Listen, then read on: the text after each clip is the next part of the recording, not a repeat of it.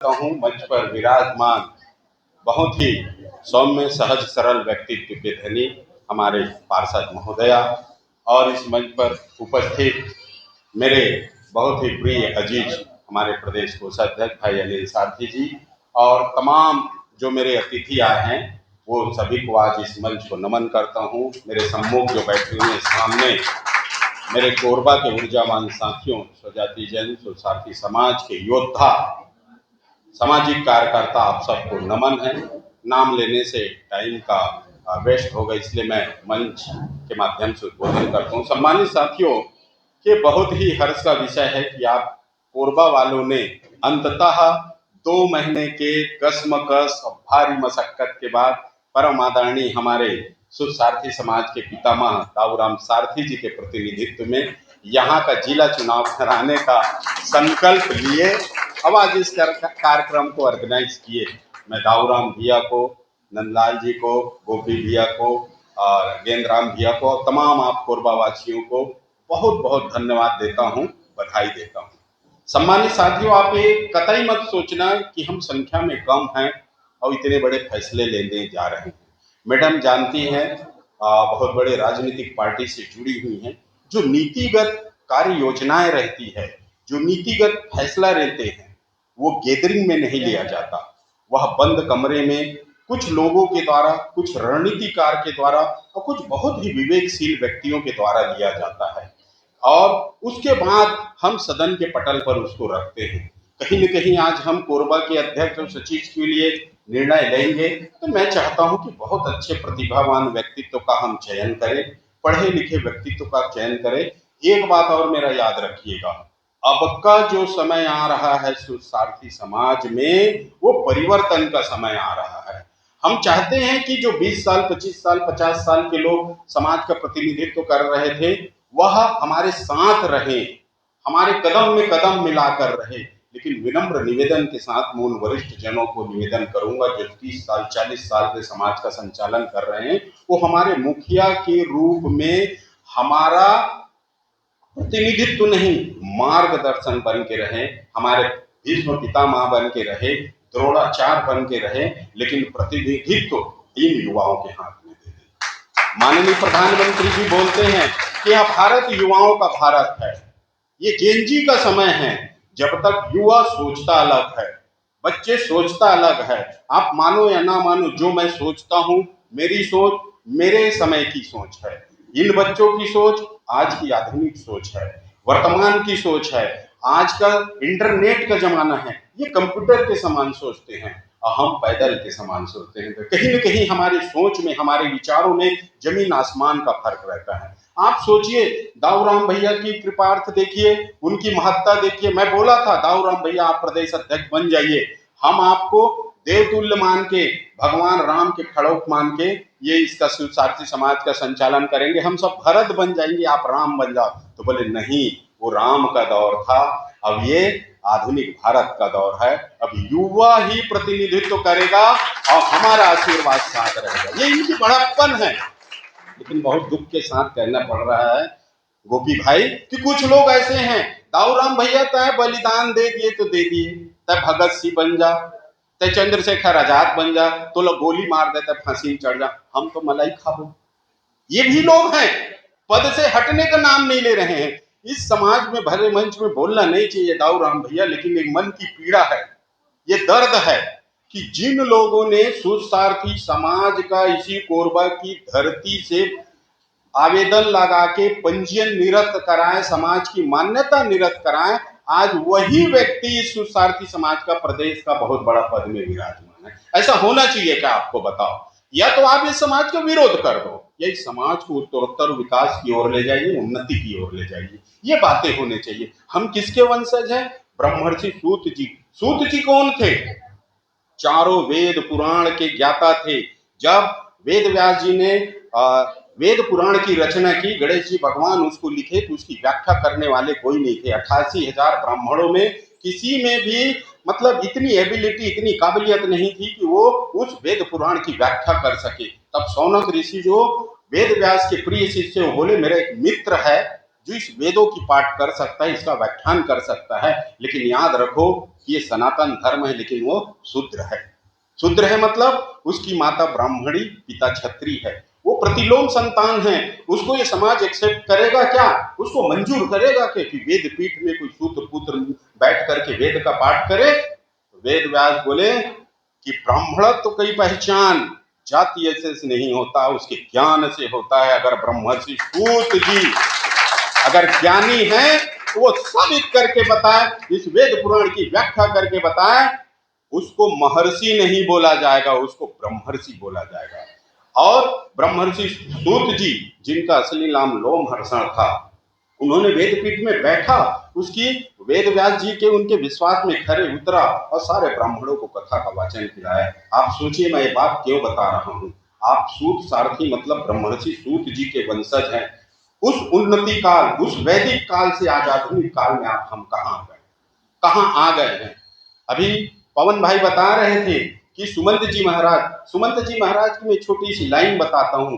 जब राजा दशरथ ने भगवान राम को वन गमन का आदेश दे दिया, माता सीता लक्ष्मण के साथ वन गमन को जा रहे थे, सारे अयोध्या भगवान राम के साथ जा रहे थे कि प्रभु हम भी वनवासी हो जाएंगे, ये अयोध्या का राजपाट छोड़ देंगे, हमें राजपाट नहीं चाहिए, हमें वैभव नहीं चाहिए, हमें महल नहीं चाहिए, हमें वस्त्र आभूषण नहीं चाहिए, प्रभु हमें तो जंगल का जीवन चाहिए। राम भगवान चिंतित कि मैं चले जाऊंगा तो राम का नाम तो अमर हो जाएगा, अयोध्या का नाम तो डूब जाएगा, अयोध्या को कौन जानेगा, मेरी जन्म स्थली को कौन जानेगा।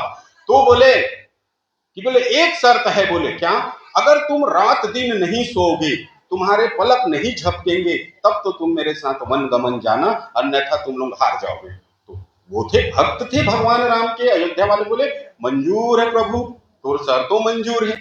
अब भगवान राम बोले सुमंत जी को, सुमंत जी तय सारथी है? बोले हाँ सारथी है।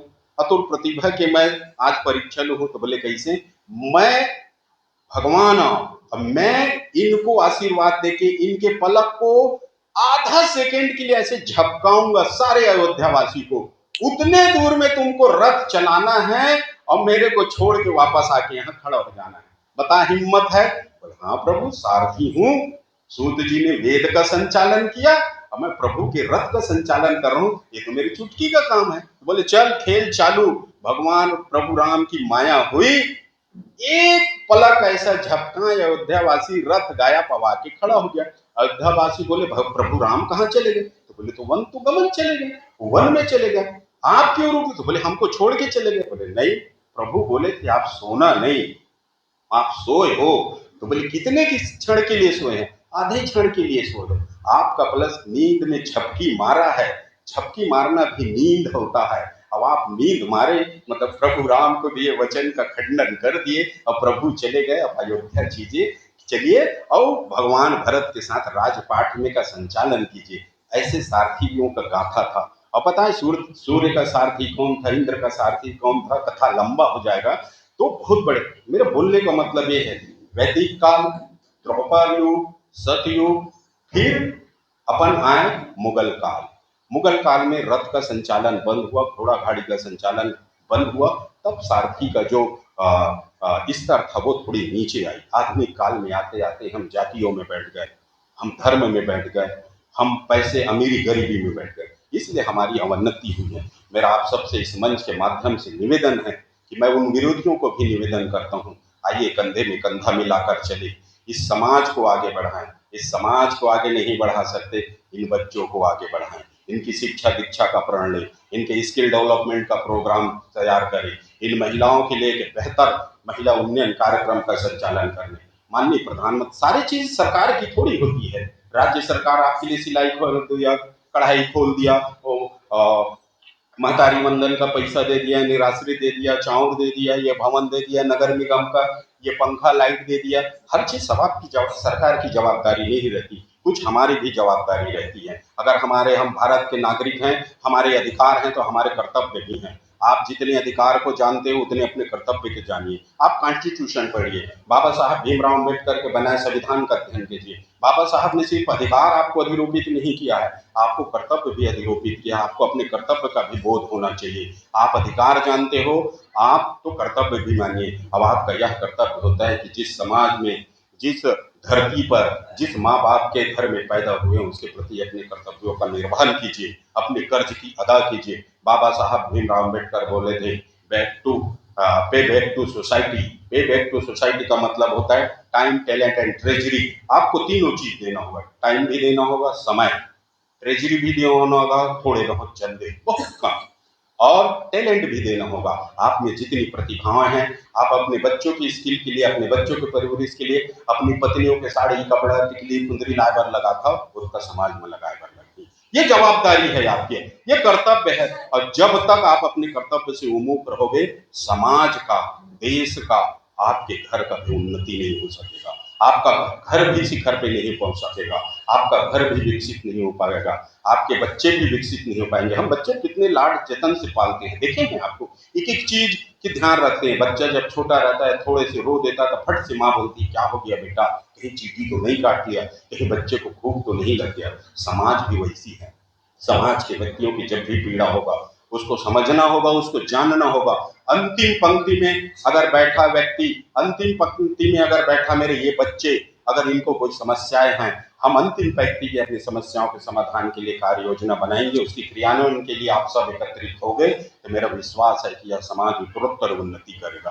दाऊराम भैया अपनी पूरी जीवन खपा दिए, वो अपनी आधी सैलरी खपा दिए। अगर वो अपनी सैलरी नहीं खपाते, अपना पैसा नहीं खपाते ना, तो वो भी आज थार गाड़ी में घूमते, वेगानार में नहीं घूमते। नहीं भैया, वो थार ना लेके वेगानार में चला थे, और बाकी पैसा लो अपन ये माँ लगा दे। ये कार्यक्रम में भी उसके जेब से बहुत पैसा गया होगा, गोपी भैया के जेब से पैसा गया होगा, नंदलाल के पैसा गया होगा। क्यों गया होगा? क्या दे देंगे हम उनको, क्या उसके लिए बना देंगे हम? उसकी भावनाएं है, उनकी इच्छा है, उनकी समाज सेवा की ललक है।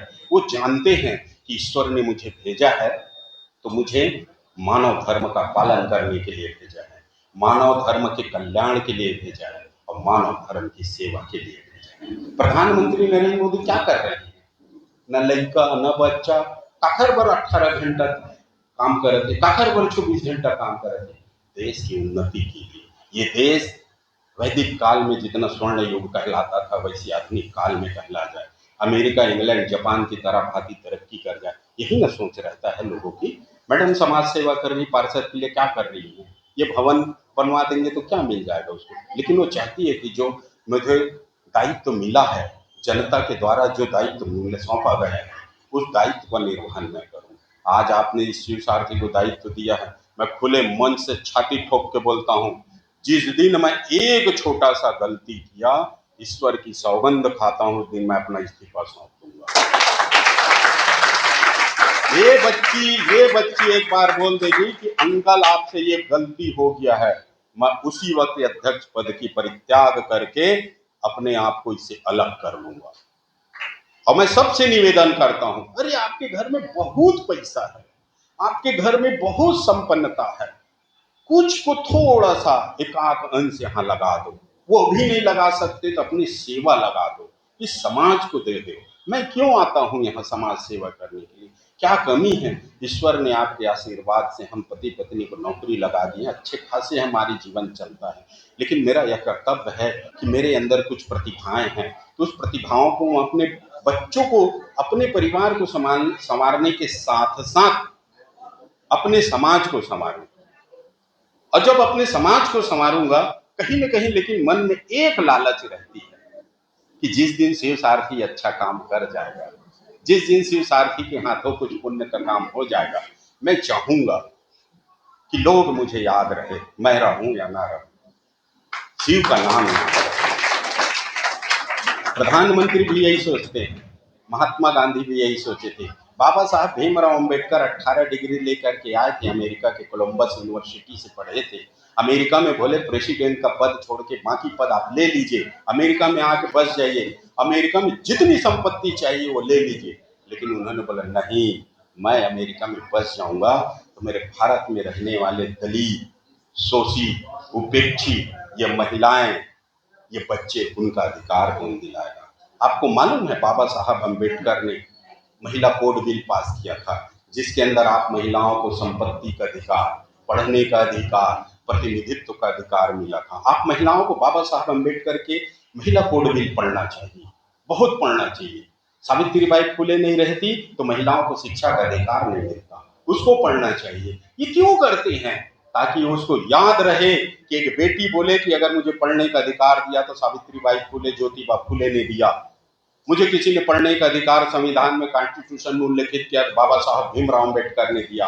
और उन्हीं अधिकारों के तहत वर्तमान में जो भी सरकार आते हैं, चाहे बीजेपी की हो चाहे भारतीय जनता पार्टी की हो, आपके लिए फंड की व्यवस्था करता है, आपके लिए कार्य योजना बनाता है। मैं इन बेटियों को बोलूंगा, बेटा आप खूब पढ़ो, पढ़े लिखे की इज्जत है। आप जब तक नहीं पढ़ोगे आपकी बात कोई नहीं सुनेगा। आप जब तक नहीं पढ़ोगे लिखोगे तो लोगों को आंख में आंख डाल के बात नहीं करोगे।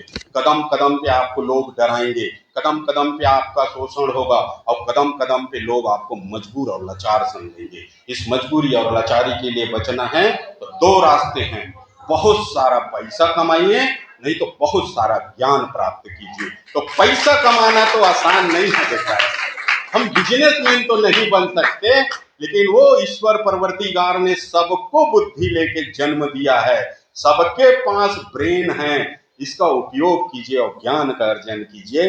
देख लीजिएगा जिस प्रकार ये शिव सारथी धारा प्रवाह यहाँ पे बातें रख रही हैं, मेरे समाज के एक एक बच्चे, एक एक बच्चियां, एक एक भाई भी बातें रखेंगे और आंखों में आंखें डाल के बात करेंगे। आज आप मुझे कहीं भी ले जाए, मुझे पार्लियामेंट में बुलवा लीजिए, मुझे असेंबली में बुलवा लीजिए, मैं बिल्कुल नहीं झिझकता, क्योंकि मैंने ज्ञान प्राप्त किया है, मैंने शिक्षा प्राप्त किया है, मैंने इस बुक किताबों को पढ़ा है, मैंने दिशा निर्देश आदेश निर्देश का अध्ययन किया है, मेहनत किया है। जिस दिन आप मेहनत कर जाओगे, एक शिव नहीं लाखों शिव पैदा करो, और लाखों शिव जब पैदा होंगे, मेरा विश्वास है कि समाज को कोई भी शोषित उपेक्षित नहीं कर पाएगा।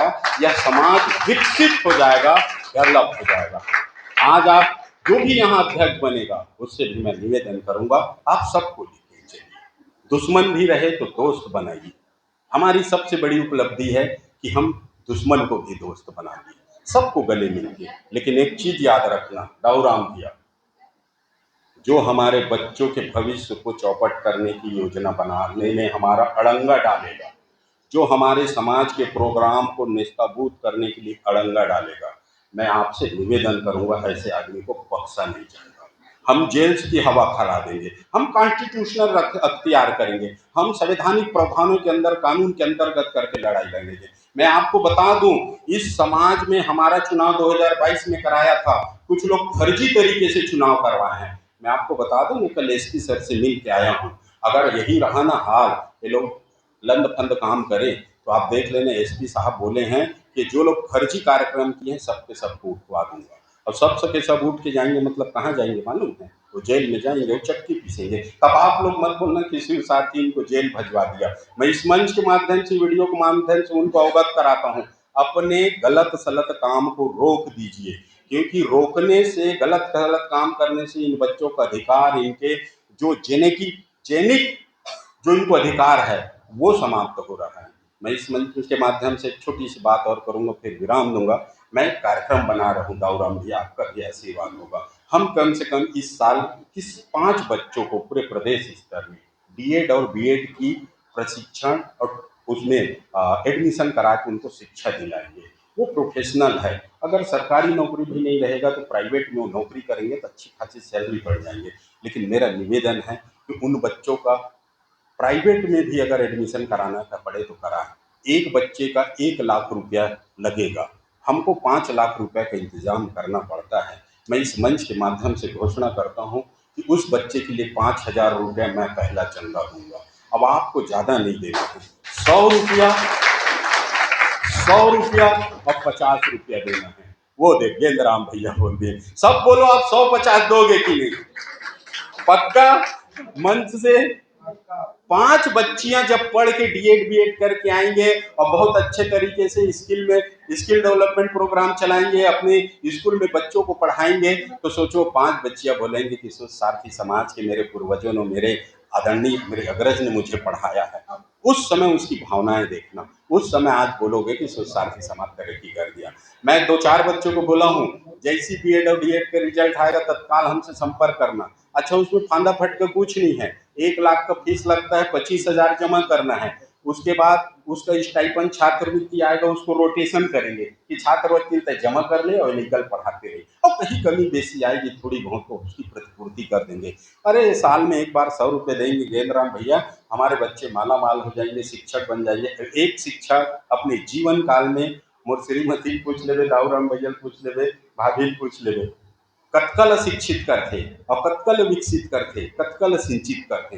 तो भैया एक साल में अगर अपन 500 लोगों को पढ़ा कर लिखा कर भेजते हैं तो अपने सेवा काल में कम से कम लाखों लोगों को हम लोग एक अच्छा इंसान बना देते हैं, एक तमीजदार इंसान बना देते हैं। तो इंसान बनाने की प्रक्रिया से सारथी समाज करेगा, अच्छे व्यक्तित्व निखारने की प्रक्रिया से सारथी समाज करेगा। और मुझे आशा है, मुझे विश्वास है कि इस सब पुनीत कार्य में आपका सबका सहयोग और आशीर्वाद मिलेगा। ये मेरा कार्यक्रम नहीं है, ये मेरे शुद्ध सारथी समाज का कार्यक्रम है। मैं हाथ जोड़ से निवेदन करता हूँ कि इस पुनीत कार्य में आप सहभागी बनिए। माता गंगा के समान इस समाज गंगा को भी पवित्र कीजिए। हमारी इन बच्चियों पढ़े बता रहे थे वॉलीबॉल खेलती है, हो सकता है इसके बाद कुछ आर्थिक समस्या आए, इसकी समस्या का समाधान करने का दायित्व तो नहीं है हमारा, बिल्कुल है। वो भले मेरे घर में पैदा नहीं हुई है लेकिन मेरे समाज में पैदा हुई है, इसलिए एक बेटी वो भी है, उसका भी सहयोग करना, सबका करना है। और लगता है कि मैं ज़्यादा बातें कर दिया हूँ और बोलना पड़ता है क्योंकि मौका बहुत कम लगता है और करना पड़ता है। ये देखो, और मेरी लड़ाई, आप ये मत सोचना कि शिव सारथी अध्यक्ष पद, कोई बोलते हैं ये पद के लिए आया है। अरे काहे का पद, मैं तो शिक्षक संघ का प्रदेश संयोजक हूँ। जब एक बार भाषण देता हूँ ना रायपुर के मैदान में, तो गिरी हालत में 70 से 80 हजार लोग रहते हैं, और वो भी कौन रहते हैं, स्कूल के टीचर, लेक्चरर, टीचर, सहायक शिक्षक। मैं उनके सामने संबोधन करता हूँ। मुझे नेता बनने की क्या जरूरत, मेरे माँ बाप ने ऑलरेडी नेता बना के पैदा कर दिया है। जा बेटा तय नेतेजगिरी कर दे, भले नौकरी कर दे लेकिन नेतेगिरी कर दे। संगठन में नेतागिरी करते रहता हूँ, मालूम है, तो संगठन में नेतागिरी करता हूँ। समाज में क्या नेतागिरी करूंगा, अपने बच्चों के साथ क्या नेतागिरी करूंगा, अपने भाइयों के साथ नेतागिरी करूंगा, मेरे पिता तुल्य दाऊराम भैया के साथ क्या नेतागिरी करूंगा, जिनके हाथ चल पकड़ के मैं चलना सीखा हूँ, जिनके दामन में रह के मैं खेलना सीखा हूँ, मैं उनसे नेतागिरी करूंगा, अपनी बहनों से नेतागिरी करूंगा? नहीं, मैं नेतागिरी करूंगा तो सरकार से नेतागिरी करूंगा। मैं आपकी जाति प्रमाण पत्र की जो बातें थी, जो घंसियां लिखते थे, उसको विलोपित कर दिया हूँ, ये बात याद रखना। ये शिव सारथी और उसकी टीम ने किया है। और जो आप लोगों को 1950 के आधार पे रिकॉर्ड नहीं होने के कारण सारथी समाज का जो जाति प्रमाण पत्र नहीं बनता ना, डॉक्टर रमन सिंह जब मुख्यमंत्री थे 2016 में, तो नोटिफिकेशन जारी किए हैं, जिसके पास कोई भी दस्तावेज नहीं रहेगा उसकी भी जाति प्रमाण पत्र बनेगा। सारी प्रक्रियाएं मैं लेके आया हूँ, मैं पीडीएफ आप लोग को सर्कुलेट कर दूंगा। आप उस नियम कानून से चलिए। वो पार्षद मैडम आपके में साइन कर देगी, पटवारी साइन कर देगा, नगर निगम में प्रस्ताव के लिए भेज देना, पार्षद मैडम आपका सहयोग कर देगी, बन जाएगा जाति प्रमाण पत्र। सरकार ने सारे रास्ते बना दिए हैं। अरे दादा, वो रास्ता बना है तो चलेगा तो हम ही लपड़ी ना, कांटा तो हम ही गढ़बो, दरद तो हम ही होही, ओकर बाद दरद के मजा जब आही तो हम ही भोगो। तो सरकार को क्यों बोलते हो, सरकार को तोहमत देने की जरूरत नहीं। सरकार ने सारे फैसिलिटी दे दी है, शिक्षा का कानून अधिकार दे दिया है, महतारी ला महतारी वंदन दे दिया है, दिए के लिए चाउर दे दिए हैं। और क्या चाहिए, सरकार के प्राण ले लेगो का होगा नहीं, अब देने की बारी हमारे हैं। सरकार ने जो नीतियां बनाई हैं, जो योजना बनाए हैं, उस पर चलना है, उसको हमारे समाज में इम्प्लीमेंट करना है, उस पर कार्य रूप को हमारे समाज में परिणित करना है, और उसके बाद हमको अपने समाज को विकास करना है। 50% सरकारें दे दी है, 40% हम दे दें, 10% रहने दें, ये जेएनजी कर लेंगे, 10% हमारे बच्चे कर लेंगे। क्यों पवन, ये सारे प्रोग्राम हैं। कभी और मौका लगेगा, मैं आते रहूँगा कोरबा में, जब जब बुलाओगे प्यार से, जब भी आवाज़ दोगे, शिव सारथी आधी रात को खड़ा रहेगा। मैं बहुत सही, मैं आपके अपनेपन का भूखा हूँ। अरे मतलब मत देहा खाए ला, एक गिलास पानी दे दे, हाँ पानी में चल जाइए, एक दिन 24 घंटा जी लो, अतका जल्दी नहीं मरा, मालूम है, उतना दे देना, और जब भी बुलाएंगे। बाकी दाऊराम दिया है, आपने मुझे बोलने का मौका दिया, बड़े गौरता के साथ सुना, इसके लिए बहुत बहुत धन्यवाद। इस मंच को प्रणाम करते हुए अपनी वाणी में काम देता हूँ। बोलो सूत जी महाराज की, सुमंत जी महाराज की, सूत सारथी समाज की। धन्यवाद।